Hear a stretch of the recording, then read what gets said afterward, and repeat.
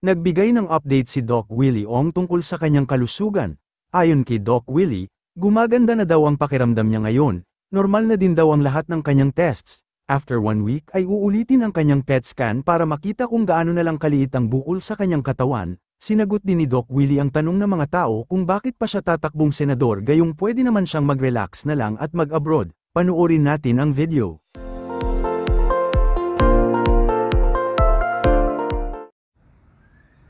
Okay, we're live. Kamusta po? Sa mga followers ko, gusto ko lang kayo batiin ngayong araw na to, October 3. Kung mapapansin nyo, medyo gumaganda na po yung pakiramdam natin. Salamat po sa prayers nyo. Bigay tayo ng health update. Bukod lang sa walang buhok, pero kung titingnan nyo, parang naging normal na yung kulay ko. Kahapon galing lang ako sa check-up sa doktor ko dito, yung Singapore doctor, si Dr. Ang Peng Tiam. Nagulat siya na normal na yung test ko lahat eh. Yung kidneys ko, normal na. Liver ko, normal na. Wala nang paninila, wala na lahat. Wala na natitirang problema. Tapos sabi nga niya, maybe in 1 week, uulitin na yung PET scan, buong katawan para makita kung lumiit, gaano kaliit, o ano nangyari dun sa bukol para malaman natin. Pero kung makikita nyo, gumanda na yung kulay natin. Gumanda na yung kulay natin. May hingal pa rin tayo, syempre. Kasi nung una, nag-umpisa naman tayo ng manas na manas eh. Diba? Pero ngayon, I'm feeling better. Kagabi, nakatulog ako for the first time, mga 8 hours of sleep. So, yun na pinakamaganda. Tsaka ngayon, kaya ko na kumain ng marami. Kaya ko na kumain ng ampalaya, kangkong, pero kailangan ko karne. Ang turo pala, pag cancer patients pala, hindi nyo dapat dinadiet. Mali palang gawa natin. Pag may cancer na, bigay mo na lahat ng taba na gusto niya. Taba, baboy, lechon, kahit ano, basta kumain lang siya ng kumain. Kasi may kalaban na siyang bukol eh. May cancer na siyang kalaban eh. So, dapat po ganoon. So, basically, salamat po. Salamat sa mga prayers nyo. Mukhang very, very effective. Tingnan natin kung magtutuloy. So, yan ang unang miracle na hihingiin natin na sana hindi lang naman ako ang gagaling. Gusto ko lahat tayo sabay-sabay. Maraming may cancer sa atin, di ba? Maraming may cancer, baka hindi nila alam. Maraming meron mga malulubhang sakit, di ba? So, yun po ang unang reason. Mukhang gumaganda pakiramdam. Ano? Parang normal na, hindi nyo nahalata eh. Hindi na siya halatang may sakit eh. Di ba? Nakita nyo naman yung mukha na may sakit. Oh. Kahit pakita ko pa leeg ko sa inyo. Hindi na halata. Wala nang galit eh. Ano? Nakita mo naman nung una halos hanggang ulo yung humihilab sa akin eh. Tsaka dati hindi ka talaga makakain. Ngayon malakas na. So, iba talaga, mukhang miracle kasi sobra hirap daw kalaban tong sarcoma. Sarcoma daw mahirap talaga. So, that's one. And second, baka magulat kayo, in-inform ko naman kayo, magpa-file po kami ni Doc Lisa for Senator May 2025 para paggaling natin. Ang tapos ng treatment ko kasi November eh. So by December, dapat nasa Pilipinas na ako. By December, first week, second week, bago mag-Christmas sa Pilipinas na tayo. Tuloy-tuloy na tayo sa Pilipinas. So by that time, matagal pa naman yung campaign period eh. Matagal pa naman eh, di ba? So by that time, hopefully, malakas na tayo at makakatulong na tayo sa tao. Diba? Bakit pa? Ayan, tinatanong, Doc, may sakit ka na nga ng cancer. Bakit ka pa kailangan tumakbo at tumulong sa tao na yan ang gusto mo? Hindi ba pwedeng mag-abroad ka na lang? Number one, magsaya-saya ka na lang. Sasabihin nila, pag ako may cancer, mag-abroad na lang ako. O mag-e-enjoy na lang ako ng buhay. Sasamahan ko na lang yung asawa, anak ko. Pwede naman yun. Kung yun po ang gusto ninyo. Okay? para sa inyo, kung yun ang gusto nyo, ganun na lang, enjoy na lang. Tama naman yun. Wala naman nagpipigil sa inyo eh. Di ba? Kaya huwag nyo ako pipigilin. Huwag nyo ako pipigilin. Iba kasi ang gusto ko. Kung maiksi, mahaba, kung bibigyan ako ng Diyos ng 1 buwan, 1 taon, malay mo, 10 taon, malay mo, bigyan pa ako ni God ng 20 years. Diba? Baka pag naayos to. Actually, ang dami naayos sa akin, ha. Kahit yung mga ibang sakit ko, yung mga varicose ko, nawala eh. Yung varicose ko, yung mga manas ko, lahat nawala eh. So, parang siya pala talagang gumugulo sa buong katawan ko. So wag niyo po akong pigilan kasi hindi naman para sa akin to, para sa inyo to. Okay? Sanay na kayo sa mga corrupt na politiko eh. Try naman tayo ng matino. Try it once, 'di ba? Try nyo once. Sabihin, mahina si Doc. Paano nyo nalaman mahina? Utak nyo na siguro nahihinaan. My God. Hindi ka naman pwede banat ng banat na hindi nag-iisip. Di ba? Hindi ka naman pwede banat dito, banat dyan, banat dyan. Kita mo nga ngayon, yung mga senador at congressman, walang bumabanat eh. Halos walang bumabanat, di ba? Tama, mali, wala lang bumabanat eh. Pero ang gagawin natin, sa takbo natin, ang pinakakaiba natin, explain ko po sa inyo, ay wala tayong campaign funds. Mula umpisa, hindi ako tumatanggap ni maliit na pera, ni piso kahit kanino. Bakit? Oras na tumanggap ka. Senado is ang funding ng Senado, minimum 100 million, 300 million, 500 million, 1 billion or more. Yan ang minimum budget. Minimum budget. Tayo wala tayong gagamitin ganung budget. Baka 500,000 lang.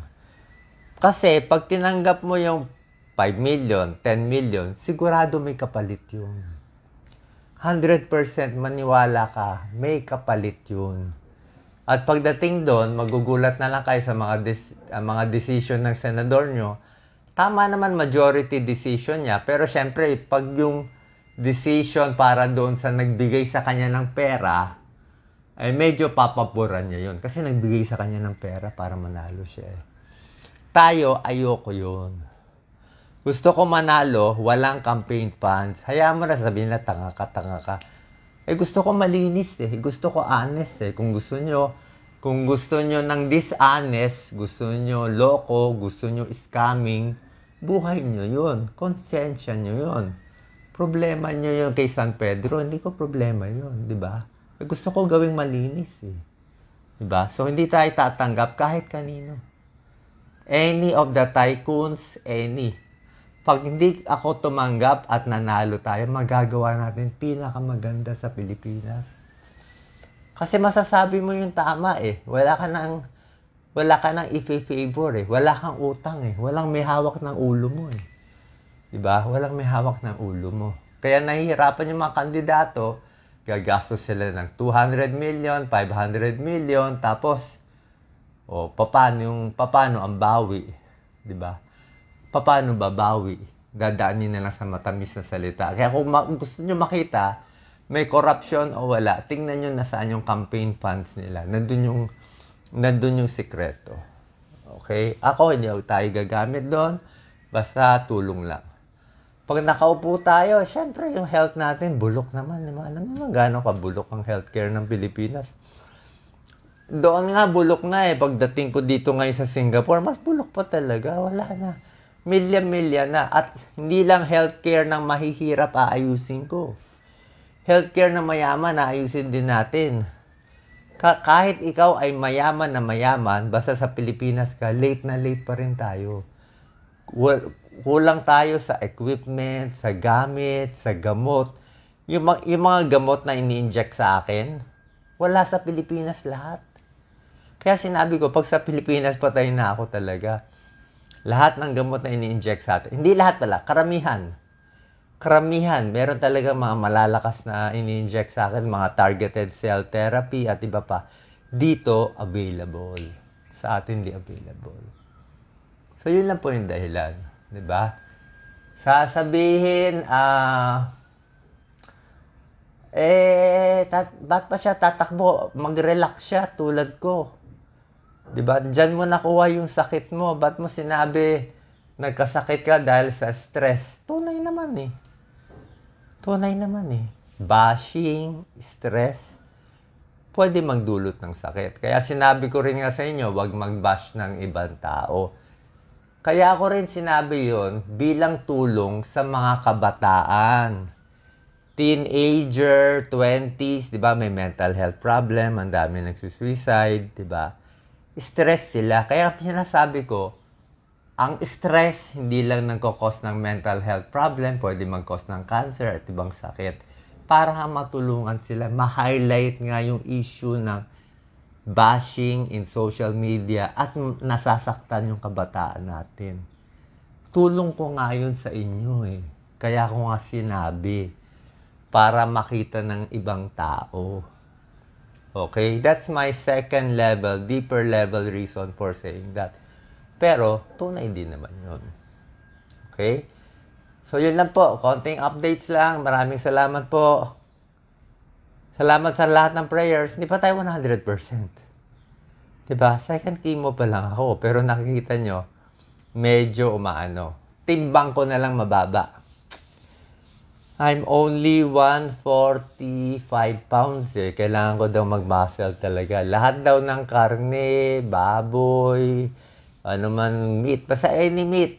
Kailangan na pampalakas. Thank you, thank you.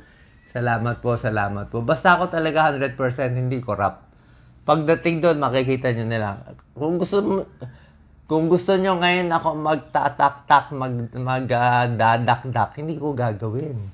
Kahit tingnan nyo yung mga senador, meron bang tumitira ngayon? Takot naman sila lahat Quiet din sila lahat eh. Titira lang yan pag malapit na yung election, di ba? Oo. Bakit ako magpapauto? Pag tumira ka ngayon, di patay ka na ngayon. Maganda hindi nila alam yung iniisip mo. Diba? Maganda hindi nila alam yung iniisip mo. Pero kayo, alam nyo naman iniisip ko. Alam nyo naman iniisip ko eh. Iniisip ko nga kayo eh. Ganun nga kasimple. Kaya sabi ko nga, nung malala ako bago ako mamatay, sasabihin ko, ngayon mukhang di ako mamamatay. Kaya wag nyo sabihin terminally ill ako. Walang terminally ill. Ang cancer ngayon, nagagamot. Isa pa pala, ang dami ko nakakausap dito ng mga nurse sa Singapore. Pare-pareho sinasabi ng mga Filipino nurses sa Singapore sa akin. Sabi niya, Doc, pag sa Pilipinas, very hard ang kaso mo. Parang very hard case ka. Pagdating mo sa Singapore, easy case ka lang. Yung super hirap sa atin, pagdating dito, kaya natin ayusin yan. Diba? So, ibig sabihin, ganun sila ka-high-end. Pag sa atin, give up na, wala namang gawa. Dito, kaya paggawa ng paraan. Oh, I'm not bashing anyone kasi yun talaga reality eh.